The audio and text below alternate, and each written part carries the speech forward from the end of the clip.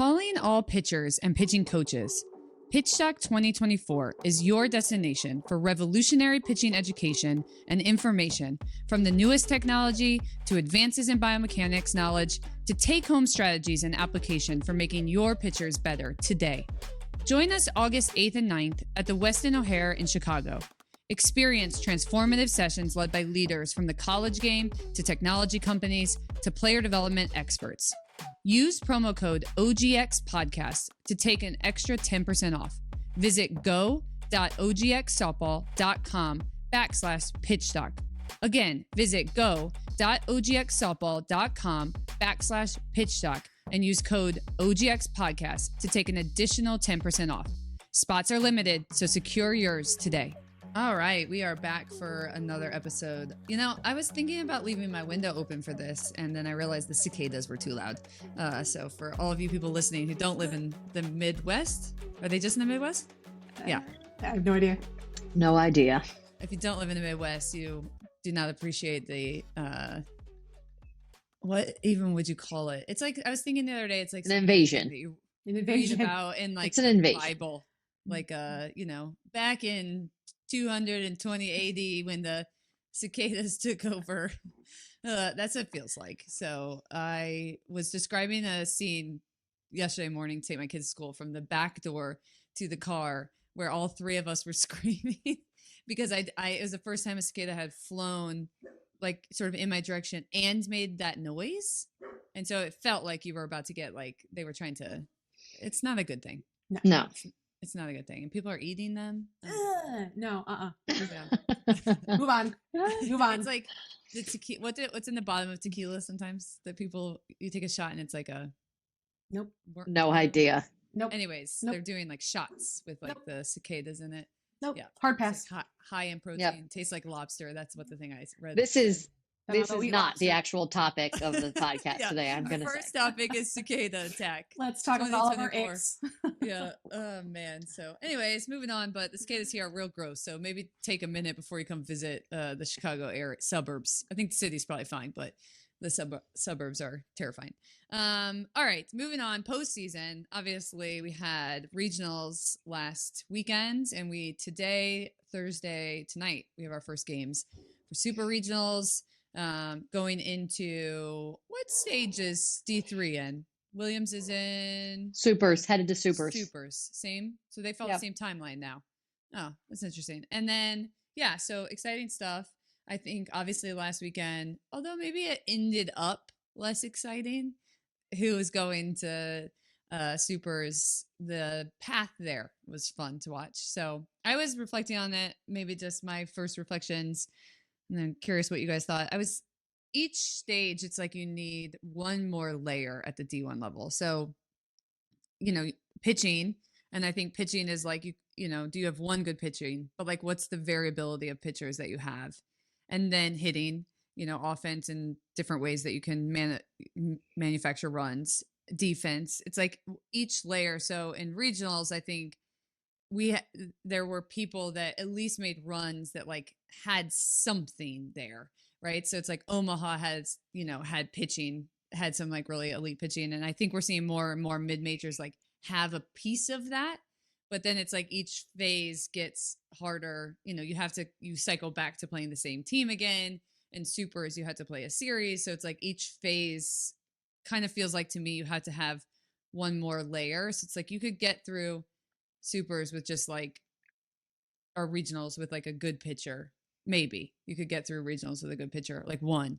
But then when you go to supers and you had to play a series, like less likely now with all the info everyone has that you could do it with just that. So anyways, that was kind of my takeaway. There's more like of those pieces at the mid-major level. There's becoming more and more, which is awesome.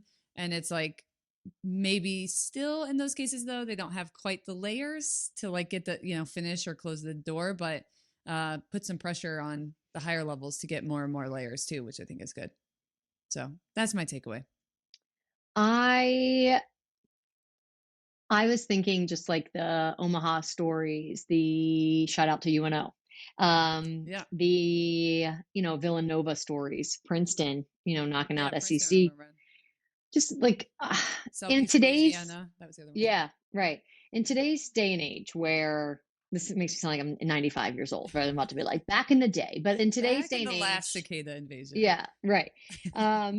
Where every commitment is about the like how it looks to the outside world because you think, your like Twitter post is pre-planned before you've made the decision of where you're going. Everything is about, there's so much weight put on external validation in a world where, like athletes are getting paid and sometimes a lot at different universities, um, this, NIL world.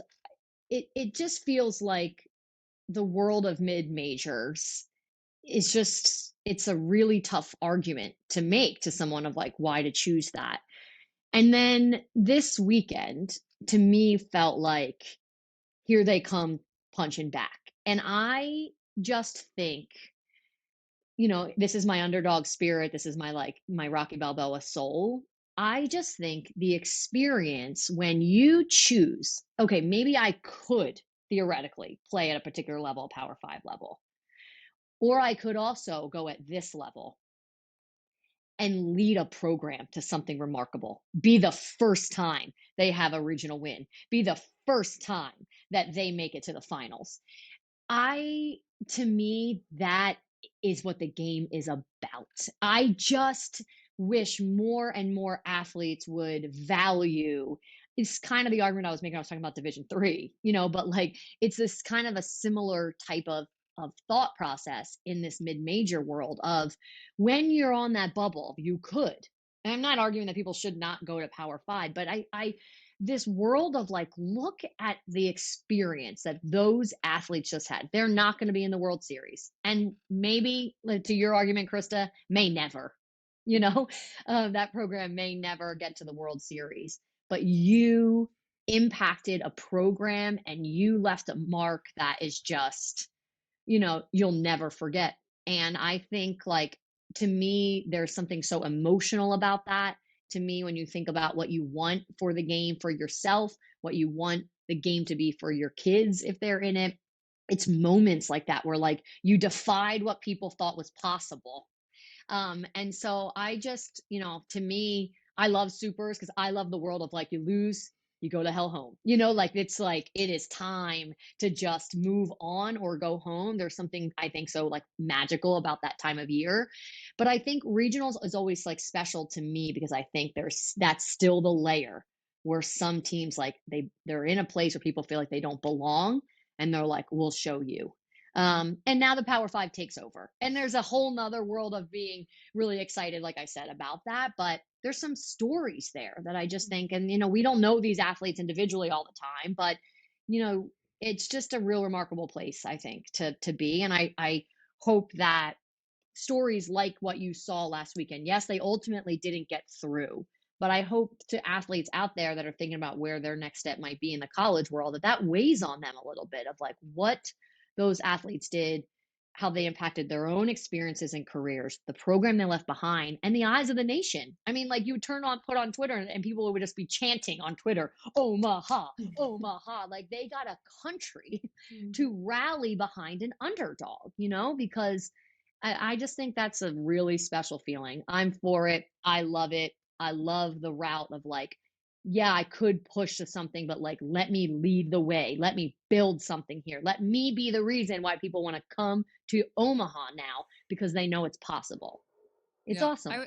I was thinking about, as you were talking, even like, this is not a supple thing, but Caitlin Clark, like, I remember when this year before the national tournament, they were interviewing some WNBA players and they were saying like, well, she won't have really made her mark or had her legacy if she doesn't win a national championship. And I thought that is like outrageous. She like single-handedly stayed at that program, wanted to stay close to home. It's not a mid-major, but a program that was otherwise not really, on the map in the same way.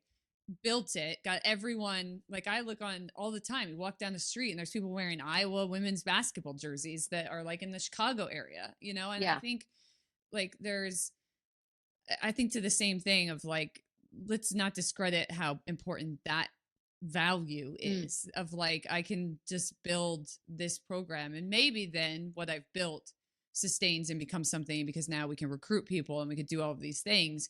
But I think that there's something, really powerful for sure. I agree with that, of, just how amazing that impact is. My mom always comes in hot and heavy in the postseason with all these questions. So she was like, who's Omaha? She's from the Mizzou area, actually. So she, but that's cool because explaining it, it's like, they, I mean, think about when JMU took that run a few years ago with Odyssey Alexander. Yeah. Like, who in the world was not pouring their soul into JMU? Because you just like, that's a story that felt emotional for everyone. Like, everyone, to me, it's like this, everyone is just like sees themselves in some way of like, I'm just middle of the pack trying to show that I can be more, right? And so everyone gravitates to an underdog story, because at some point in your life, if it's not right now, that is you.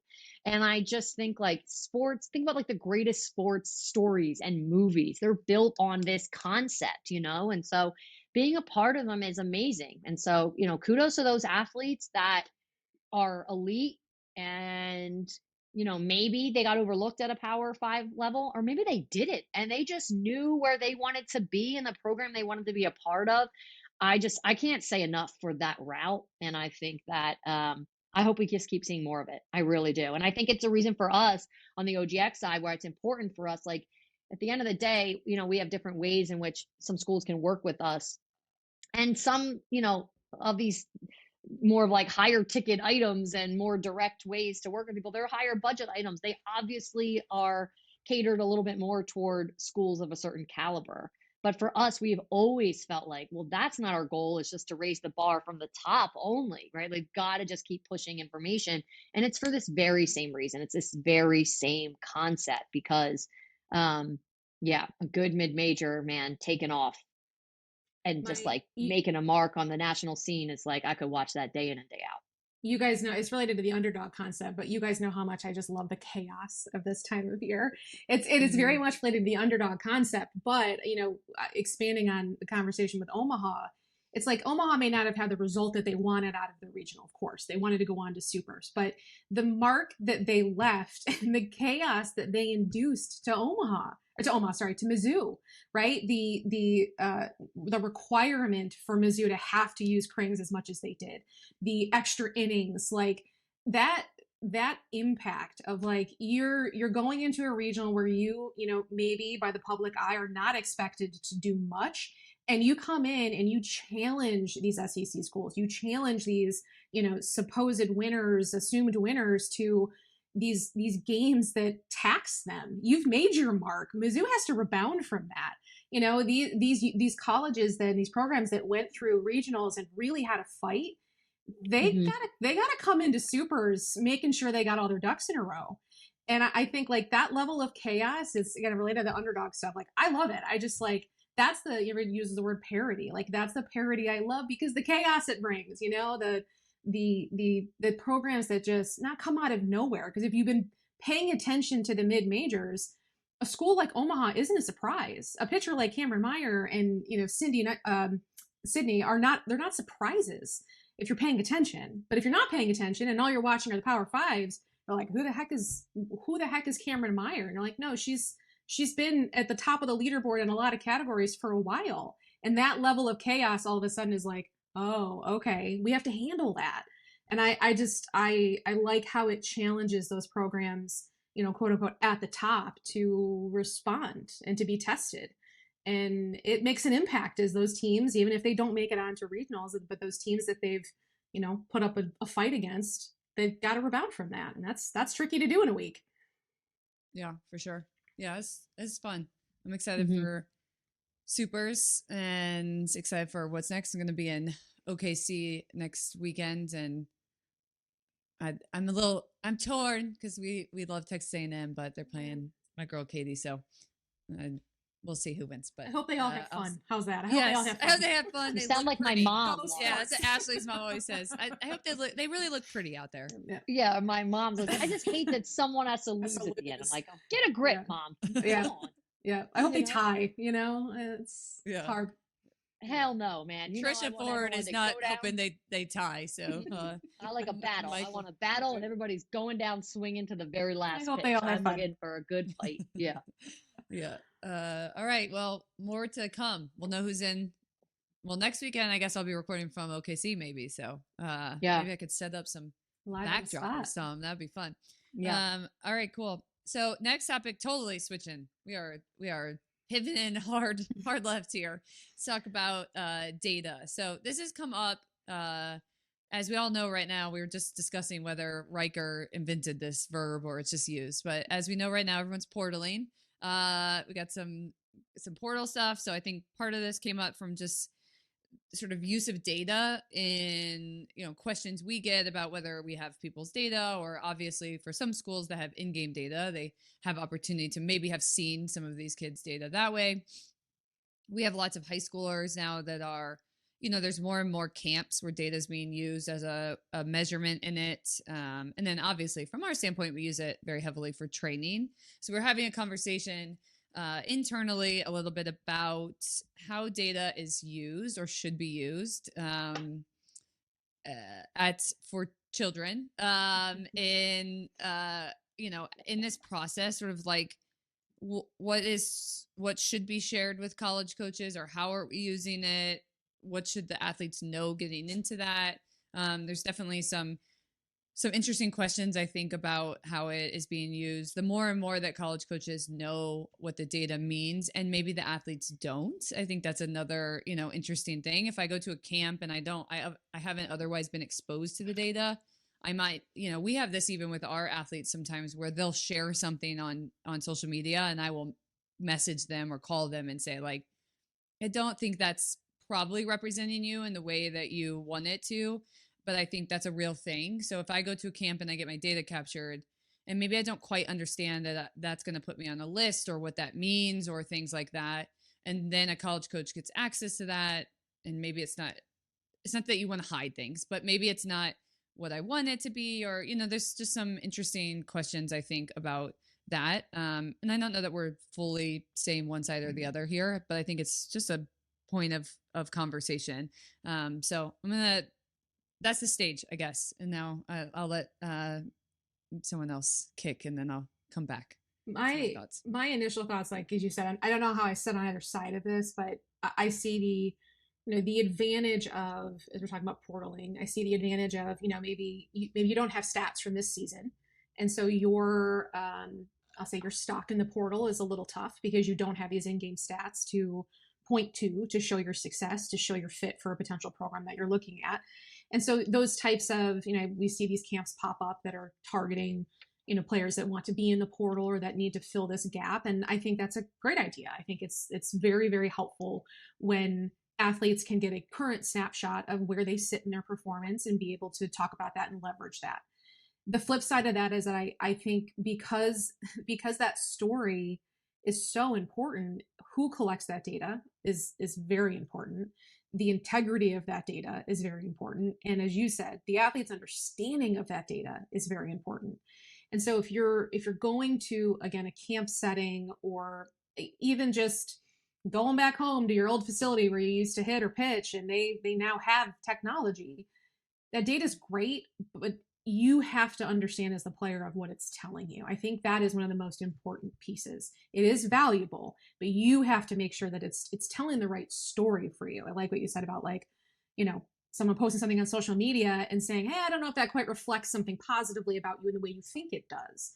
And so there is a misread. Or it's a misread. We see a lot too. It's like you posted a misread. Right. It's a limitation of the technology. And so I get a little bit, I'll say, like, apprehensive with, some of this data that's just kind of collected in mass that's not then connected to anything, meaning it's not tested.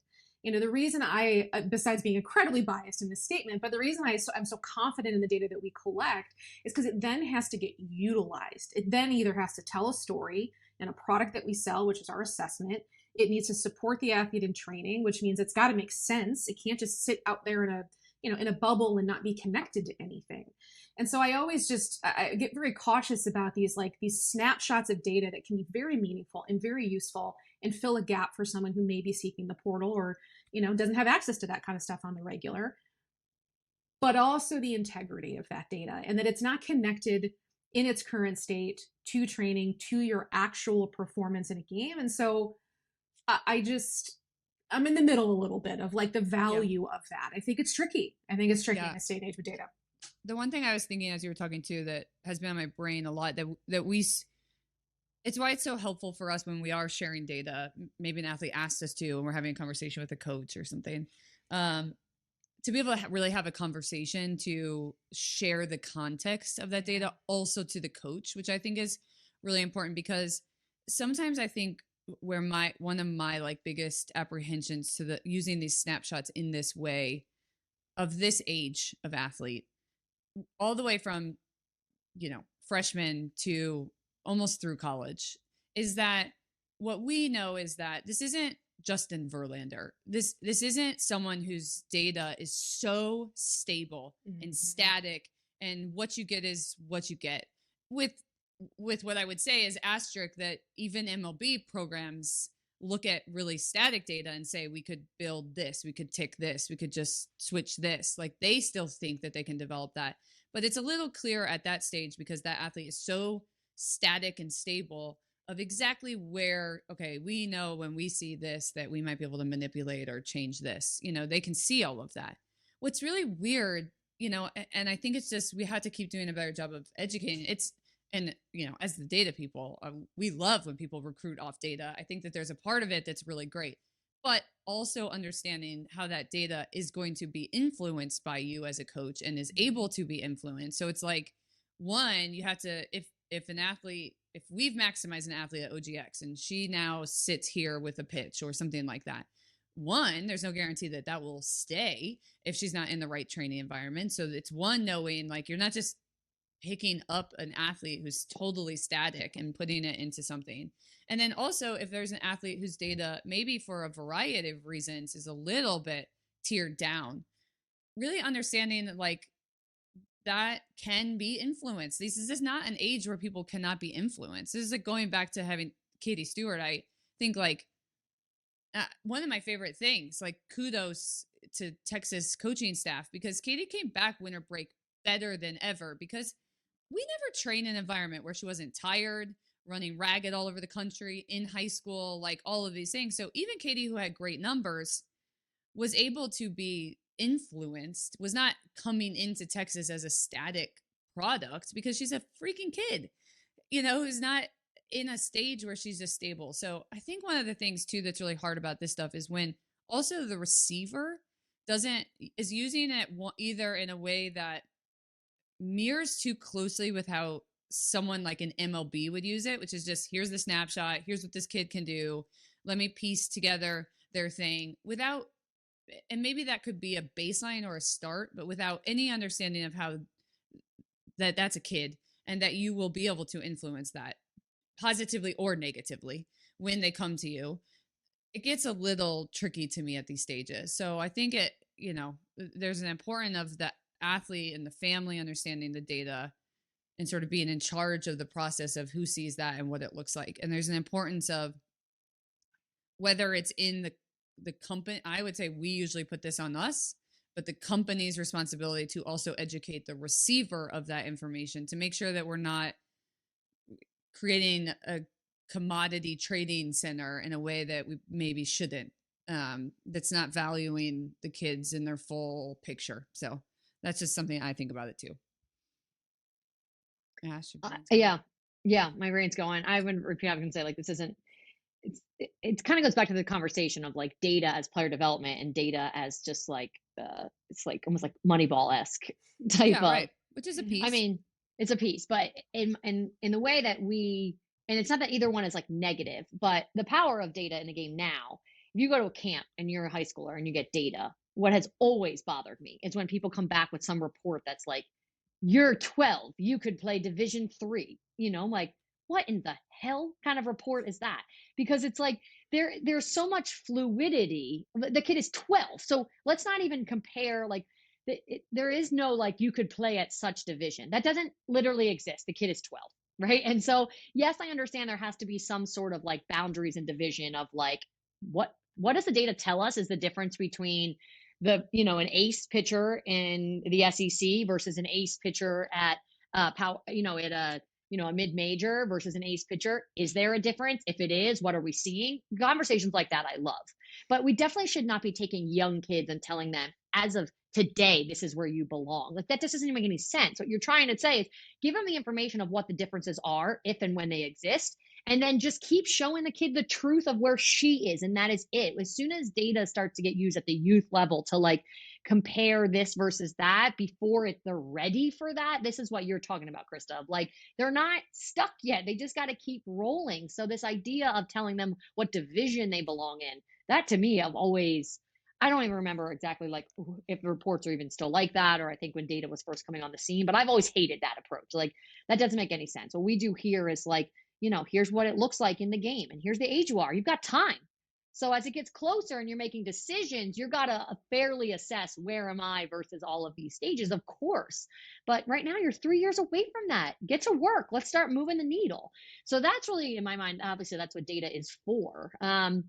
And then, yeah, at the college level in the portal, there are things of like, the portal is not for like, what can she develop into? That's not what the portal is. The portal is like, I need X, are you X? I mean, there's an element of that. So I get it.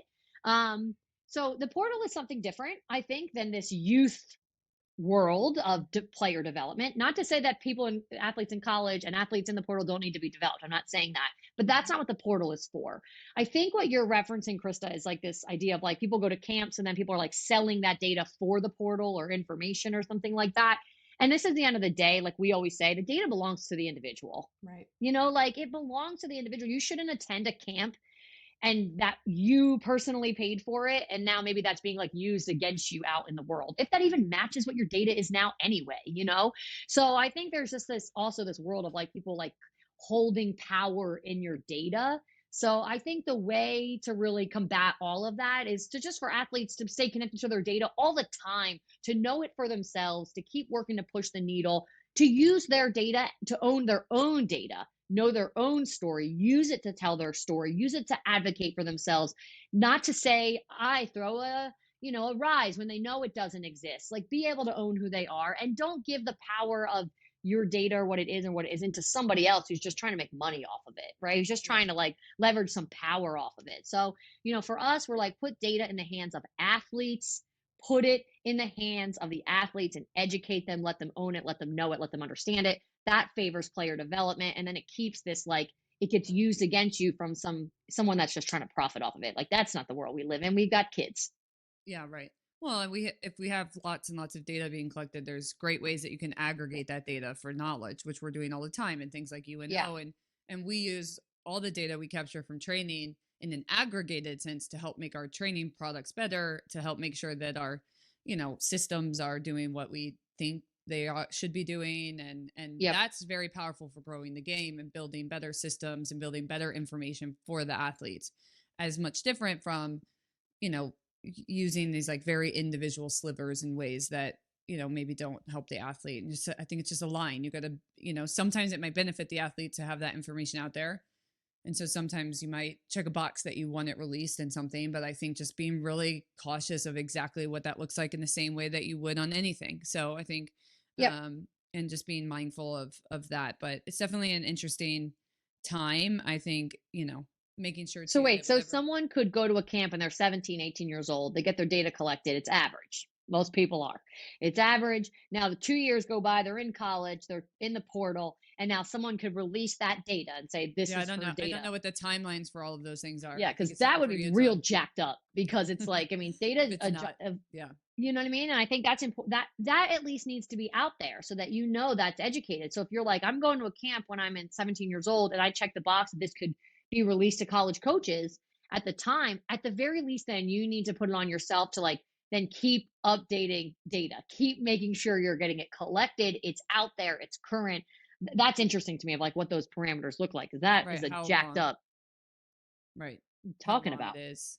Yeah. That is. Yeah. Definitely interesting. Also, another reason that like, just like shout out, I don't know, shout out, but call out AU and the, WPF and the independent leagues are going, that if you're collecting data, the more that is public though, because that's a different market. So it's like in college, we're collecting on college campuses. Are we ever going to be able to release that data in a way that's identified? Is that right? Probably not. So at best, we can hopefully aggregate in-game data and help this way. But something like a StatCast that exists in baseball can be built. That's the system of a pro league. It's kind of not their data at that point when they're playing in the pro league. And so that is interesting. And it's almost the flip side of like, in order to help our game from that standpoint, before, when you're not a kid and when you're not like young and in this development stage, to really hopefully have those organizations eventually, if they're collecting that data, share it in ways that are helpful and meaningful, and continue to educate the game and give people an idea of what's good and that type of thing. We will release some of that aggregated at Pitch Doc. It won't be identified, but might be identified for pros, but won't be identified for the colleges. But if you want some in-game data aggregated in a way that we believe in, then I think come to Pitch Doc. So there's my shout out. All right, last thing here. We got a question. Natalie Wideman is a current member of Team Canada, is training with us and is awesome, generally awesome human. I'm glad that our paths crossed. So shout out to Joey Lai for introducing us and connecting us. So she is hoping, long gaming it. They have competition in World Cup this summer, but also hoping to be in the next Olympic, on the next Olympic team. So I always say like quite a grind she's on, but we're on it with her. And I'll be in LA if she's there in 2028. So we got some time. I'll be in my 40s then. Yowzers. So I'm going to I can attest that the 40s aren't so bad. Let me just prepare for that. They're not so bad. I really don't feel anything about that. Yeah. Like you kind of get the privilege of stopping smarter. You stop giving an F when you turn 40. It's really right. Great. It's really great. Every decade you care less and less. It's really great. Yeah. It's very freeing. Okay. What I need to know from this powerhouse group is, what is the difference between the good and the great, whether it's in sport, movement, business, or in life? Let me hear it. Whoa, loaded. I know. I laughed and I prepped you guys for this one because while I don't think it's like as like it's not as hard in the sense of like it's going to stump us, but you could really take this a lot of places. So let's hold on tight for the next 20 minutes of where we're going to go with this one. Yeah, I don't know if anyone has any initial thoughts. I was going to kind of let it come to me, and it's not coming to me yet. So let me. I'll start then. All right, I'll start. Go ahead. All right. I don't know if I've got it, but this is the first thing that came to mind. Maybe because we were just talking about data. The reason why I love that we're rooted in data is because we're rooted in truth. And to me, am a person of like, authenticity and truth and honesty. Like, to me, they are all. And so I think that when you are those things about yourself and you are not afraid to see what's real, to see what's true about yourself, about your circumstances, and when something is not lovely, it is not rainbows for you, that you're not afraid, or maybe you are, but not so much so that you won't just like keep going toward it. I think that's a huge piece, because obviously I believe in people that are passionate and pour themselves into things, but the only way to stay on your road, whatever road you're in, but the only way to stay on that road that you're passionate and that you're going after is you've got to be able to face the truth, and you've got to be honest with yourself, and you've got to get knocked down and be willing to like get back up. So the reason that came to mind is because we're talking about data, and why I think data is so powerful here, why I do think it helps foster a really healthy relationship with the game here. I think oftentimes, the world of sport can get, when we talk about like the weird parent culture that sometimes exists, when people kind of trash, like, it's because they don't want their kid to like be, in pain. They don't want to see them in not a good situation. They don't want them to be, like not getting playing time, things like that. Like, they don't want the hard. And there's something about just the truth. It's not about it being easy. It is not about it being hard. It is going to be all of it, and it's like being able to embrace all of it. all along your journey, but you're just like, but I love it and I will keep going and I will keep plowing through because of it. So I think to me that lets people who are just good become great, I guess is the way that I thought about it. And I think that's in life and I think that's in business. And I definitely know it's in sport. So Yeah. that's what came to my mind. And maybe it was just inspired by some of No, the you kind of conversations we like had in my swirling. not just saying this, but I was going to go Me very too. similar. I was going to go What similar she route. said. What I would first say though is, what does it mean to be great? That's kind of my Mhm. first thing. And what I think of when I think of like the people I look up to most, who I would say like are great, not just that they have success, because I think that there's examples of people who have very high success in whatever business, sport, who I wouldn't call great. And so I think that it's in this combination to me of some level of success in the way that they measure it. They've found whatever success in the game, or they've found success in a business in their terms. And it's very clear what does align with what you were saying, Ashley, that they are very sort of like in touch with protecting that about them, because they're very self-aware. And so I think that like this, I would say that there's the person who, spends their life traveling the world and that's their vibe, but they're very true to themselves. And that to me is great.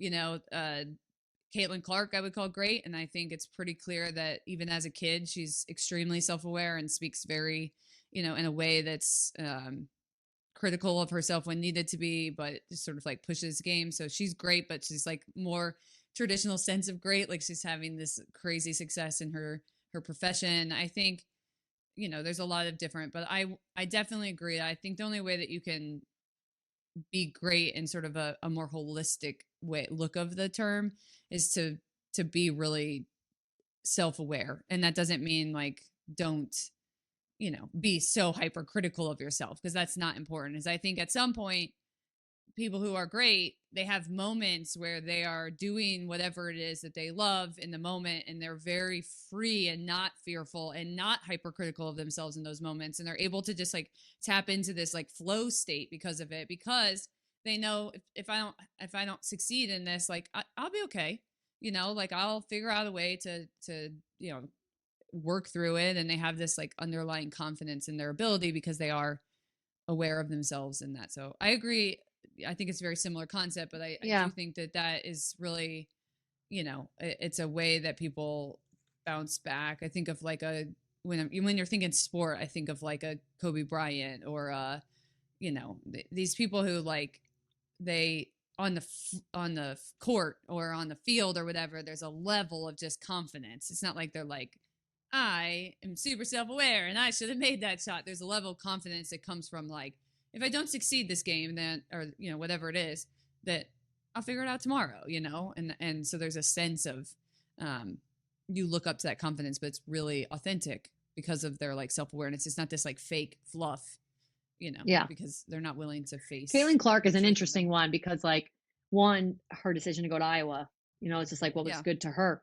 She got like rejected from other like big time schools is like, and going playing basketball at Iowa is obviously a big deal, but like, that's a great example of like, that's what she was like, I want to represent my home because this is me, it's who I am. This is what's going to fuel my passion. And it fueled who she was. And, I think about when she like, gets up for a press conference, they're like, such and such said this about you, such and such. Imagine if every time someone said some shit about her on Twitter, she like went in her hotel room, just like lost it and was hysterical. She doesn't give a shit. Right. Because I mean, seriously, you know what I mean? Yeah. Because like at this point, it's like that is not the indicator of whether or not she makes it. Right. It's like those people are not the indicator. The indicator is inside. So she's got to stay in touch with on the inside. It doesn't mean that like, as long as everything's going great, everything's great. I mean, like starting off, not playing well, having some criticism, doing this, like the internal meter is the only one. And I just think like, I think that is about facing hard, not being, not feeling like it's going to destroy you every time you have hard, which is why we say all the way from the bottom, if you want sports to teach your kid about life, you can't pull them from the hard. You can't rip them off the seat that feels not so good, because all they're going to learn to do is run from the seat that doesn't feel so good. And you can't ever be great at something. You know what I also thought of? There's another one. So that's I love this. Let's keep going. Okay, so Caitlin Clark is one because she's the outward. My favorite teammate in all of college was the catcher that I had. She was a bullpen catcher. I don't recall. She was a year younger than me. I don't recall, however, I definitely never threw to her in a game.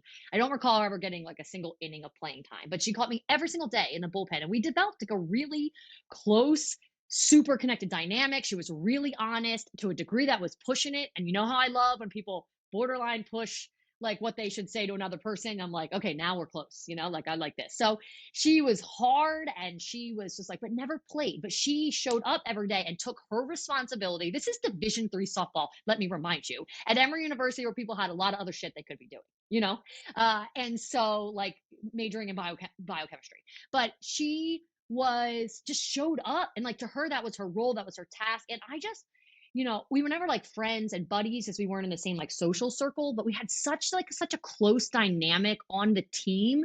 And anyway, I always valued her. I appreciated her like taking, because I felt like she really pushed me.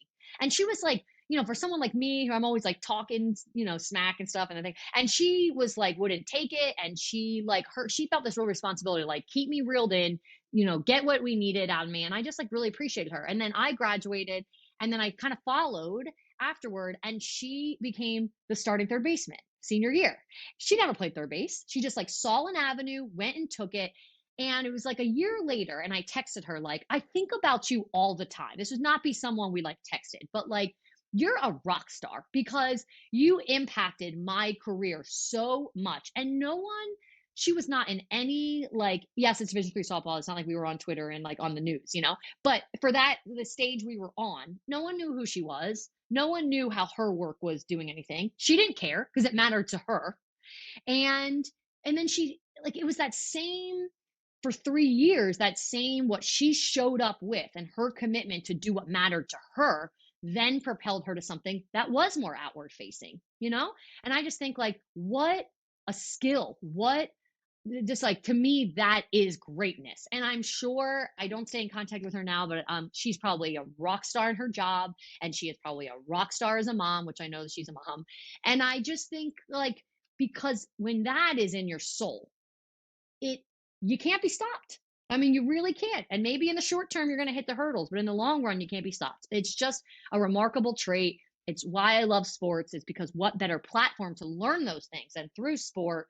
And so for the adults around our athletes, don't take them out of those experiences, because it really gives young people an opportunity to figure out, like, who am I when these things happen? Who am I when things are hard?